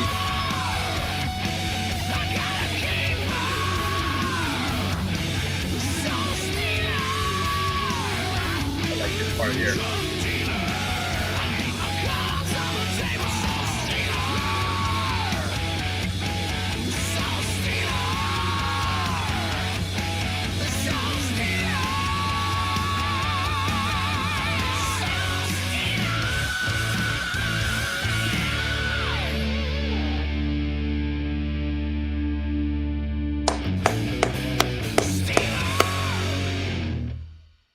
Hell yes. Dude, that's awesome, man. That is really, really, really cool. Well, thank you, man. Put all that together. Huh? Say again? That's what I want to talk about. That's what I want to talk about right there. Because again, I started doing a little background research here, right? I gotta study my guest and be able to have some good conversation here. And so that kid, I'm using that term loosely, but that kid there, that's your son Aiden. My son, absolutely. Oh, yeah. Right. Ah, How man. about that? How about that? So, does he play music? He can play drums, yeah, but that's not his it's not his pursuit. That Surge Films right there. That's he and his buddy. They started this company, this film company. And they do, they've basically, he's quite an entrepreneurial kid. He's graduated. He's got his graduated, magna cum laude at the UNT, and he started his own film company here, and they've shot stuff in Dubai and Jamaica and all over the world. And I figure, if we're going to do a video, why not throw the work to my kid? I mean, why not? Because he's been on, he was in 3 episodes of The Chosen, the show. Really? And he started a movie. He didn't start, but he was in a movie with Michael Chiklis. And he's done some film work. He was in a commercial run for, I think he did a commercial for Church of Latter-day Saints on the Nat Geo channel. So back up on The Chosen. What episodes? I want to watch that again. That's cool. That's a great series. He's on season 3, and I think he's on episode. He's in the where it's the where he's talking on the mound or whatever. Where Jesus is on the mound, right? And all that stuff. So he's in season 3 on 3 different episodes. He appears in season 3.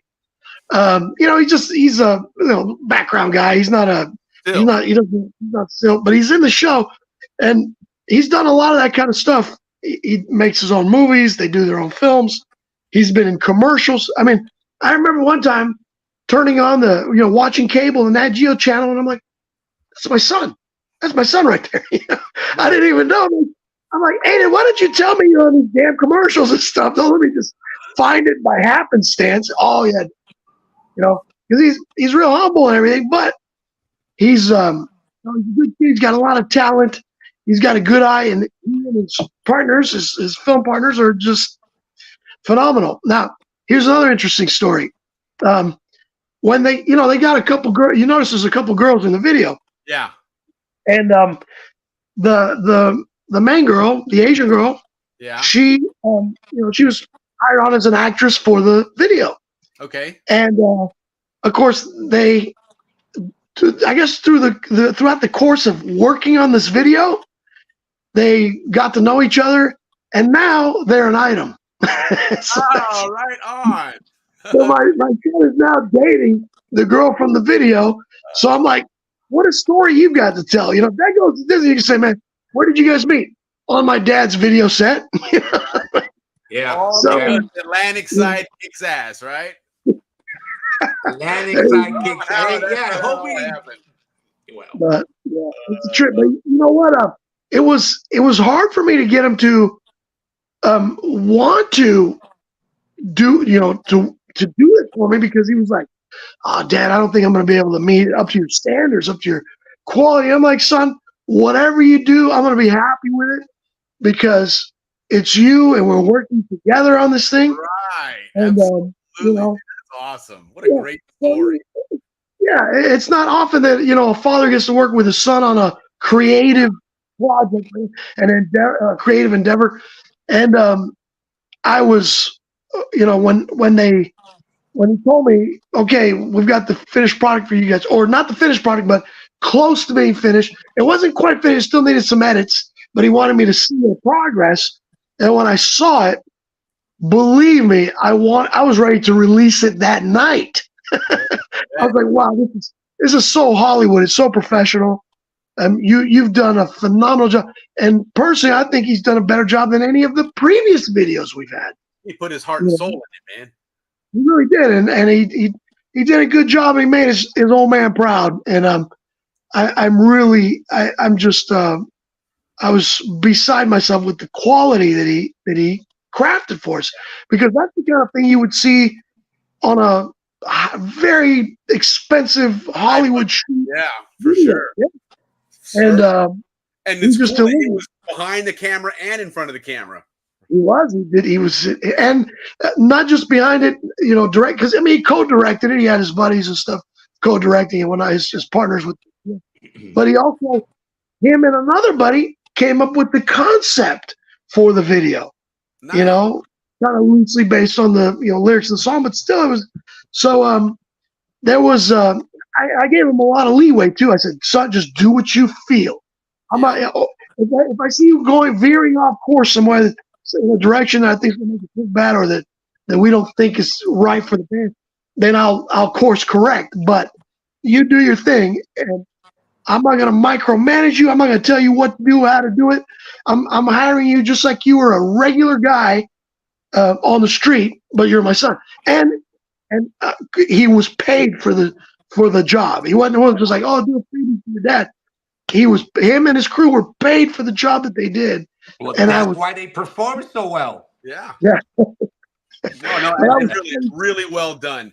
You know, one of the things that I noticed, that things that stuck out to me was, you know, some of the cinematography in the back, you know, the blurry background, you know, even, you know, kind of just, you get just a piece of the drummer back there playing, not the full thing. It just really subtle.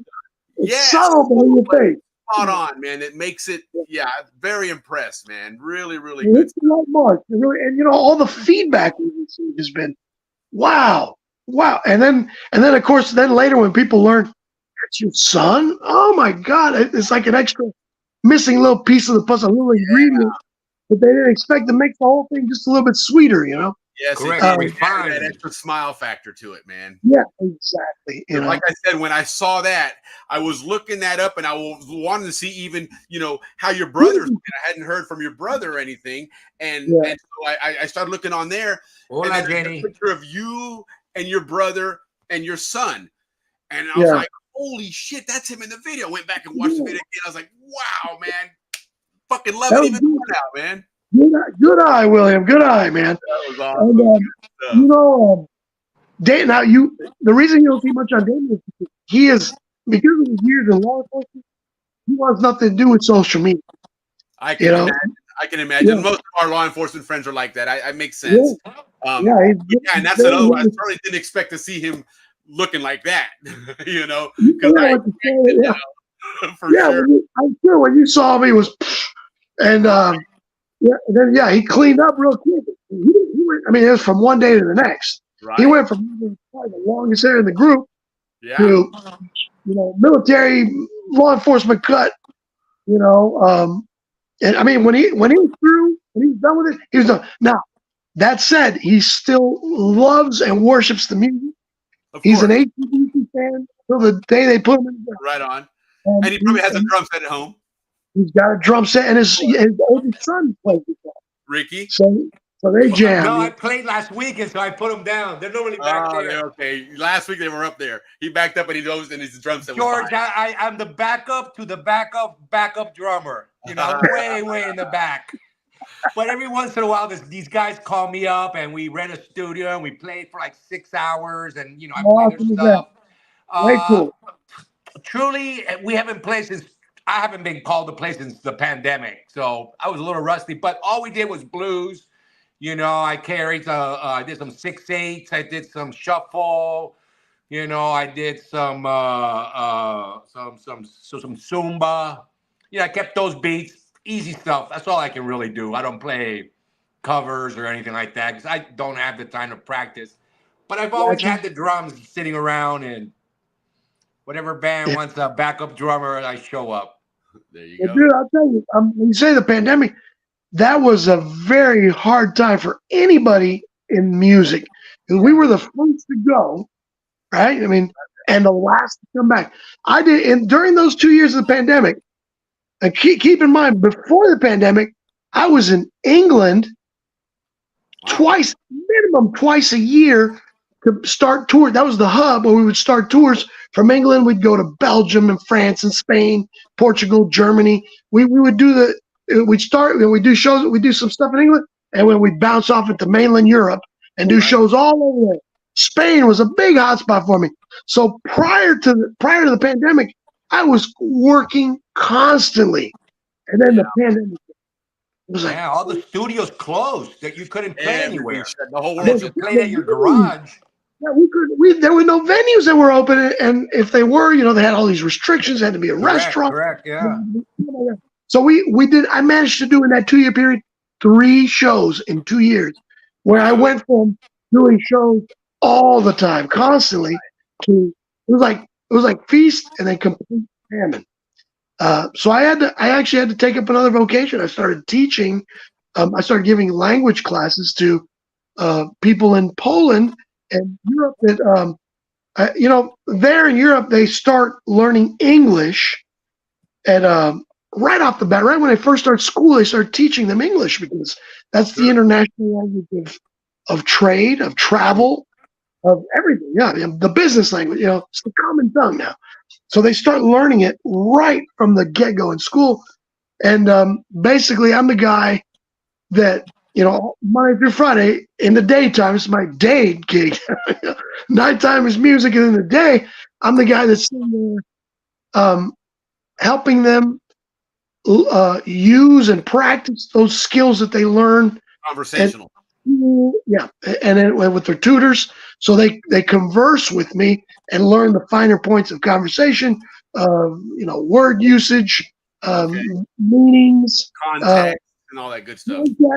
What do you call it? Slang, the slang terminology. Sure. All that stuff. And then, and so when the pandemic ended, I was like, well, I did this for 2 years now. It's kind of stupid just to say goodbye to it because I've developed a bond with most of these students, and they range the gamut age-wise. They're, in their 40s to as young as 12 and 10 and stuff like that. So it's been, quite an experience. I would have never done that if it hadn't been for the pandemic. Right. But, now that I'm there, it's like, well, I'm one of those guys that I'm hard pressed to quit something. I'm loyal to the end. Like with Kiss, right? I started liking Kiss in 5th grade, and here I am, an old man, still a Kiss fan. What I'm saying? With me is Santana. I've been following him since forever. Right. Yeah, everybody knows me. Knows I'm a Santana. What's your favorite album? Abraxas? Abraxas, for sure, Abraxas. But you know what? I like Moonflower a lot too. I love the one that's got. I think it's on Abraxas with Samba Bati. Yeah, that's Abraxas. I mean, every song there, just I still listen to it all the time. I just saw him like a year or two ago, and because he's in Vegas doing a residency now. So yeah, I mean, they still Craig Rowley's on the keyboards. Neil Sean came out. So that's the Abraxas guys. Yeah. He started in Santana and then left for Journey and then went back again. They all went to Journey. Correct. They all went to like half the band is Journey. Yeah. Neil Sean went to Journey, or Neil Sean, I guess is how you say. But he went to Journey. Raleigh went to Journey. But when Steve Perry came into Journey, it was like, this town ain't big enough for the both two singers, in the same band. Right. And Raleigh had to bail out. But yeah, man. The drummer was also from Santana. Steve Smith? Yeah, I think so. But I'm not sure. 3 guys that went over, or it could have been 2 players and a manager. The manager, that's Herbie Hancock. Yeah. Okay, so that's probably what it was. It was two players and a manager. Yeah, it was the manager, Raleigh and Sean. They went and they formed Journey. They actually started Journey. And they recruited Steve Perry and I think Ross Valerie, Steve Smith, the other guys. Of course, it's changed over the years. Now they've got Ariel Pineda from the Philippines, who they found via YouTube. Right. I saw that. And that's amazing. Yeah, the Filipino singer for the Journey? Yeah. Yeah, that guy's got a voice. Well, I remember going on a cruise one time and walking, going to one of the bars or something, and I hear either some AC/DC or some Led Zeppelin or something, and I'm like, holy shit, that's cool. And go in, and it was a bunch of Filipinos, the cruise band. And I'm like, holy shit, they were jamming great, and everything is like, wow, man, impressive. Exactly. Yes. It was around the corner. I'm thinking, who the hell are these guys? And I obviously didn't think it was going to be AC/DC or Led Zeppelin, but I figured there could be some white guys that played in a band. And last thing I thought was going to be some Filipinos, and not. We're not knocking anybody. Hey, there was a guy. This Hootie stuff going on with the Hooties knocking out ships. Well, some guy just wasn't trying to diss anybody, but he was like, I doubt that the Filipinos got killed because they're the ones that party the most, have the most fun. So they got that worldwide reputation. Right. Yeah, for sure. The Philippines is rife with talent, artistic talent, with like artwork, music. Right. I remember sitting in with the Filipino bands, playing with them when we were because in the Middle East, like in Saudi and Bahrain, Kuwait, they import all their labor comes from overseas, from Sri Lanka, from Philippines, Bangladesh, they're from all over the world. And the Filipinos are basically the guys doing the music.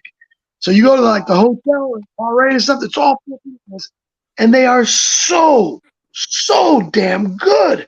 Yeah, they are. Just amazing. I mean, whoever they're imitating, they sound like the record. They sound like a carbon copy of that band. And they're not playing tape. It was amazing. I heard the music playing. I'm like, oh, let's go listen to that. And it wasn't like I went and was, oh, screw this. It wasn't. It was like, holy, this is fucking great, man. Look at these guys. Just absolutely. Anthony Bourdain did a show in the Philippines, and part of his show was about going to check out this band doing covers of American music, but it was all Filipinos. And it was on Anthony Bourdain's show. Oh, that's awesome. That is those guys are known for that. Yeah, no, absolutely. Listen, Anthony. We are getting late, and I'm not a fan of cutting it off. Willie, I've had a blast with this, and I would love to keep it going. We certainly can. There's a lot of rock and roll people from the George. We could do this. So we could probably do another 7 minutes. That would give us the full 2 hours. And then in the future, maybe later when the album comes out and stuff, I'd be happy to come back with you. Please do. We would love to have you on. Absolutely. Absolutely. The guests coming on there and writing it. Yeah. So many names from it was great. All the guests participated tonight. Thanks a lot, guys. Appreciate that. Yeah, for sure. So keep it in mind. Not sure what we'll have on for next Friday, but we'll come up with something good. We'll come up with something good. George, we may throw you on here again if you want or whatever, but I really had a blast. And listen, you've been great. George, we put this thing together last minute, but you know what? It was a lot of fun. We talked about doing it. I'm glad we finally got the time to do it. Now, you know what I'm doing tomorrow? I've got a show tomorrow night. Right on. Kill it. It's with my cover band. A cover band called the Fabulous Freak Brothers. Yes, and we're playing I've seen those. the Barley. It's this SMU college, Southern Methodist University, downtown Dallas, and you get the absolute creme de la creme, as the French would say. Nice. These college kids are just go in there and lose their minds. And this cover band it's a 70s cover band. We play all 70s music. That's cool. So we do Zeppelin, and we do Elvis, and we do Free, and all these dude, that is classic games, and stuff. We gotta get somebody to film it, man, and send it to us so we can play it, man. It's so fun, and that place in particular it gets wild every time. Well, it'll be fun tomorrow, but certainly, man, a pleasure and an honor being on your show. It's always good to go with old guys from the old home, the back home, as we call it, Panama. Yeah. I still got so much family there. My mom, of course, is still there. My dad, retired and died there. In the end, he spent more time in Panama than he ever did in the States. So it's home. And that's what this is all about, man. Is reminiscing, talking about memories, talking about we were talking about football. Hell, last week we were talking about where everybody lived, what street you lived on. Just even that conversation to anyone else who's like, really, you're talking about a house on the street? Little League football. Oh, that's cool, man. I remember that street. I remember that house. Oh, I remember that person, your neighbor, and so it's what it's all about. And so one big part of it was the music and the bands down there and the rock and roll music. And so it was really, really cool going through this story with you from getting started at 14, the little, jamming with somebody down the street to touring the world. And then running into a Zonian halfway around the world and getting invited to their house and all that stuff. What a great that happened so many more times than you could imagine. Where we'd go somewhere and it'd be somebody from Panama or somebody from the zone or somebody from, and we run into people we went to high school. Do you remember Darren Grummy? Do you remember him? Yes. He passed away during the pandemic, sadly. He's one of the, but I swear to God, he saw us in Guam. He saw us in Japan. He saw us wherever we go, there's Darren Grummy. He saw us in Louisiana. He would come out of his way to come to our shows. He lived in Mississippi, but he came. We're like, wow, it's such a profound loss to lose him. And I actually talked to him in the last, not on phone, but we communicated online, and he was like, they went to the hospital, and he was like worried, and I go, bro, you'll be okay, man. Good, don't worry. But I really believe that those respirators, they made it worse. That did more harm than good. Agreed. Agreed. Because I think it, what is the body naturally? It's like, when you get a cold, what's your body doing? Your throat's constantly clearing, right? You're getting rid of you're expelling all that dirt. You're spitting it out or swallowing it, but you're getting rid of it. And your throat's constantly doing the work. Even though you're sick, you're doing the work. But I believe, this is my own belief, but when they put that respirator that enables your breathing, now your body, just like with your eyes, that's why I can't see. Your eyes relax when you wear glasses, and then you start taking them off and you can't see. So you start using this artificial respiration, and your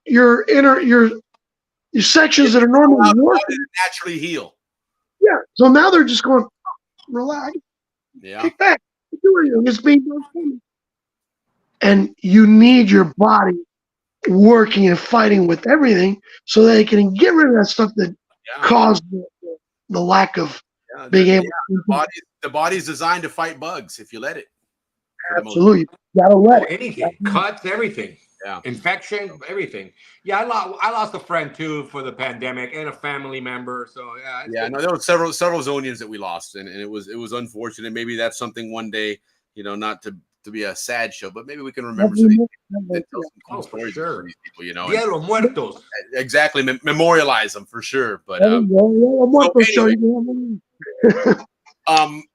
Again, thank you so much. You made this awesome, and this was the longest show we've done. We went 2 full hours, and that was cool, man.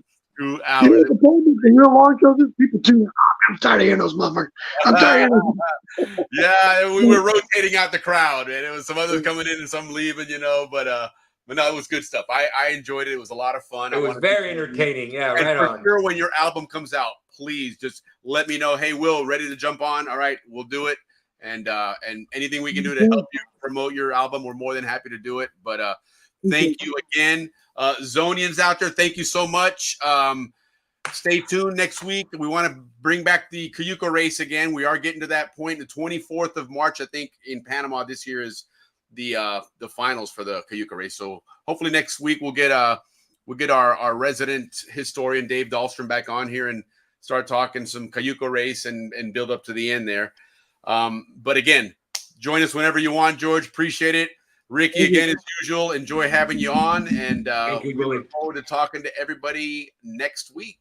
Hey, one quick shout out, man. I'd like to send a quick shout out to all the Diablo boys, man. All the Diablo boys, man. Here's one for you.